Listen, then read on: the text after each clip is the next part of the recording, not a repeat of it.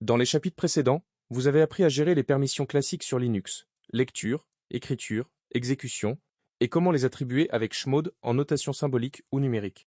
Vous avez également travaillé sur la propriété des fichiers avec chown et chgrp.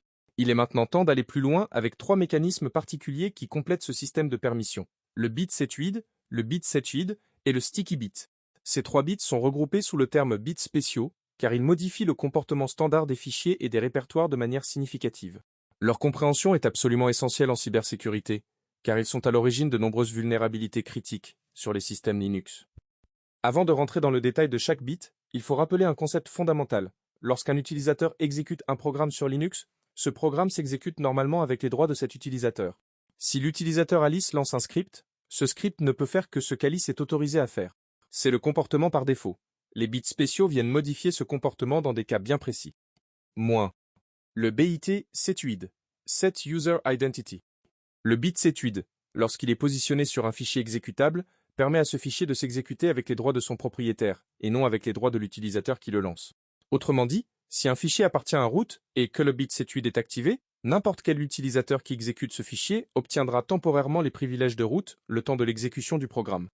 Exemple concret. La commande batan permet à un utilisateur ordinaire de changer son propre mot de passe. Or, les mots de passe sont stockés dans le fichier /etc. shadow, qui appartient à root et n'est lisible que par root. Comment un utilisateur ordinaire peut-il modifier ce fichier? Grâce au bit setuid. La commande span appartient à root et possède le bit setuid. Quand Alice exécute Python, le programme s'exécute avec les droits de root, ce qui lui permet d'écrire dans /etc. shadow, mais uniquement pour modifier son propre mot de passe. Le programme lui-même est conçu pour n'autoriser que cela. Pour identifier le bit setuid dans les permissions, vous verrez un S à la place du X dans la section des droits du propriétaire.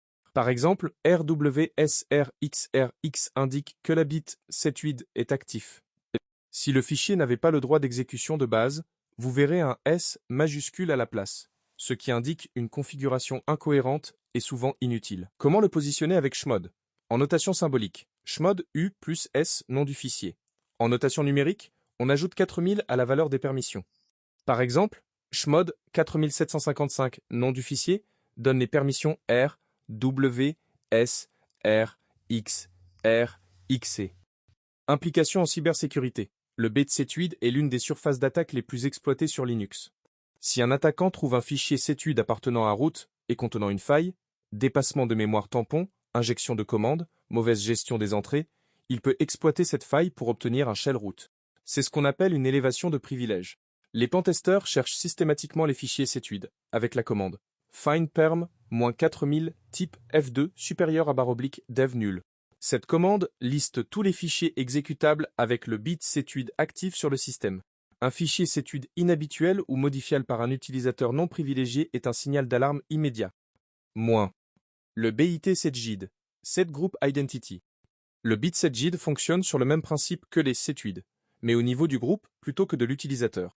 Il peut s'appliquer à des fichiers exécutables et à des répertoires, et son comportement diffère selon le cas. Sur un fichier exécutable, lorsque le bit setgid est positionné, le fichier s'exécute avec les droits du groupe propriétaire du fichier, et non avec le groupe principal de l'utilisateur qui l'exécute. Exemple. Si le fichier analyse appartient au groupe sécurité et que le bit setgid est actif, n'importe quel utilisateur qui exécute ce fichier agira temporairement comme membre du groupe sécurité. Sur un répertoire, le comportement est différent et très utile dans un contexte de travail collaboratif. Lorsque le bit setgid est positionné sur un répertoire, tous les nouveaux fichiers et sous-répertoires créés à l'intérieur hériteront automatiquement du groupe propriétaire du répertoire parent et non du groupe principal de l'utilisateur créateur. Cela garantit que tous les membres d'un groupe peuvent accéder aux fichiers créés par leurs collègues dans un dossier partagé. Exemple concret. Vous avez un répertoire /projet ICL appartenant au groupe DevTeam avec le bit setgid actif. Si Alice, dont le groupe principal est Alice, crée un fichier dans ce répertoire, ce fichier appartiendra automatiquement au groupe DevTeam et non au groupe Alice. Tous les membres de DevTeam pourront donc y accéder selon les permissions définies. Dans les permissions, le bit setgid se voit par un S à la place du X dans la section des droits du groupe. R, W, X, R, R, X pour un fichier. D, R, W, X, R, W, S, R, X pour un répertoire. Comment le positionner avec chmod? En notation symbolique, chmod G plus S, nom du -bas, fichier, -bas ou dossier. En notation numérique, on ajoute 2000 à la valeur des permissions. Par exemple, Chmod 2755, dossier, donne D, R, double, V, X, R, S, R, X. Implication en cybersécurité. Comme pour le SETUID, un fichier exécutable avec setgid appartenant à un groupe privilégié peut être exploité pour obtenir les droits de ce groupe. La commande de recherche correspondante est find perm-2000 type F2 supérieur à /dev nul. Par ailleurs, un répertoire setgid mal configuré peut permettre à un attaquant de placer des fichiers qui seront accessibles à des groupes auxquels ils ne devraient pas appartenir. Moins. Le sticky bit. Le sticky bit est le troisième bit spécial. Historiquement, il avait une signification différente sur les anciens systèmes Unix. Il gardait le code d'un programme en mémoire. Aujourd'hui sur Linux, il n'a de sens pratique que sur les répertoires, et son rôle est le suivant. Dans un répertoire où le sticky bit est actif, un utilisateur ne peut supprimer ou renommer un fichier que s'il en est le propriétaire ou s'il est root. Même si ce fichier est accessible en écriture à tout le monde, seul son propriétaire peut le supprimer. Exemple concret et emblématique. Le répertoire /tmp est accessible en écriture par tous les utilisateurs. Sans le sticky bit, n'importe quel utilisateur pourrait supprimer les fichiers temporaires des autres. Avec le sticky bit, chaque utilisateur ne peut supprimer que ses propres fichiers dans /tmp. C'est exactement ce que vous observez avec la commande lsld-tmp qui affiche dr wxr-wxr-wt1 root. Notez le T à la fin, qui indique la présence du sticky bit. Le T remplace le X dans la section des droits des autres utilisateurs. Si le répertoire ne possédait pas le droit d'exécution pour les autres, ce qui est inhabituel, vous verriez un T majuscule. Comment le positionner avec chmod? En notation symbolique, chmod O plus T, nom du dossier. En notation numérique, on ajoute 1000 à la valeur des permissions. Par exemple, chmod 1777 dossier donne D ecas RWXE ecas RWT. Implication en cybersécurité. L'absence du sticky bit sur des répertoires partagés en écriture est une faille de configuration sérieuse. Un attaquant ayant accès au système pourrait supprimer ou remplacer des fichiers appartenant à d'autres utilisateurs ou à des services système, ce qui peut conduire à du déni de service, de l'usurpation d'identité applicative ou à la modification de scripts critiques. Moins. Récapitulatif des valeurs numériques.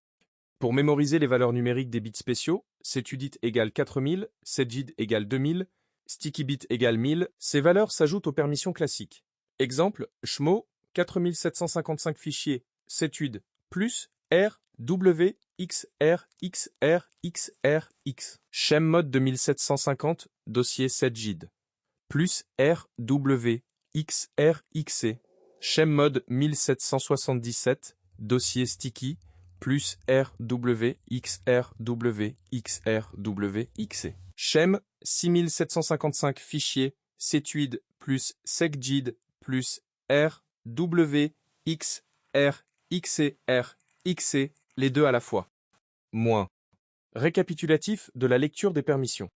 Voici comment repérer les bits spéciaux dans la sortie de LSL, RW, SR, XCR, X setuid actif, S dans les droits utilisateurs, RW, XR, SR, X setuid actif, S dans les droits groupes, DRW, XRW, XRW, T sticky bit actif, T dans les droits autres, RW, S, RXC, RXC setuid actif, mais sans droit d'exécution de base, S majuscule, configuration incohérente, D, R, W, X, R, W, X, R, W, T sticky bit, actif mais sans droit d'exécution pour les autres, T majuscule, configuration incohérente. Moins. Commande de recherche essentielle pour un pentester. La recherche de fichiers avec des bits spéciaux est une étape incontournable lors d'un audit ou d'un test d'intrusion sur un système Linux. Recherchez tous les fichiers avec le bit setuid actif. Find perm -4000 type F2 supérieur à /dev nul. Recherchez tous les fichiers avec le bit setgid actif. Find perm -2000 type F2 supérieur à /dev nul. Recherchez les deux simultanément. Find perma /6000 type F2 supérieur à /dev nul. Recherchez les répertoires sans sticky bit mais accessibles en écriture par tous. Find type dpr 0002 per-1002 supérieur à /dev nul. Chacun de ces résultats doit être analysé. Le fichier est-il légitime? Son propriétaire est-il approprié? A-t-il des failles connues? Est-il modifiable par un utilisateur non privilégié? Moins. Bonne pratique et erreur. À éviter. Ne jamais positionner le bit 7/8 sur des scripts shell. Les scripts 7/8 sont ignorés ou dangereux selon la version du système. Les scripts interprétés avec 7/8 peuvent être exploités très facilement via des manipulations de variables d'environnement. Auditez régulièrement les fichiers 7/8 et 7guide présents sur le système et les comparer à une liste de références connue. Ne jamais attribuer le bit 7/8 à un fichier que vous avez compilé vous-même sans une revue de sécurité approfondie. Toujours appliquer le sticky bit sur les répertoires partagés en écriture /TMP. /var TMP. Dossier de travail collaboratif. Documentez tout fichier 7/8 ou 7guide non standard dans vos rapports de vulnérabilité. Ces 3 bits spéciaux sont au cœur de la sécurité des systèmes Linux. Leur mauvaise configuration est régulièrement exploitée dans les scénarios d'élévation de privilèges lors des tests d'intrusion, et leur audit fait partie des premières vérifications à effectuer sur tout système dont vous évaluez la sécurité.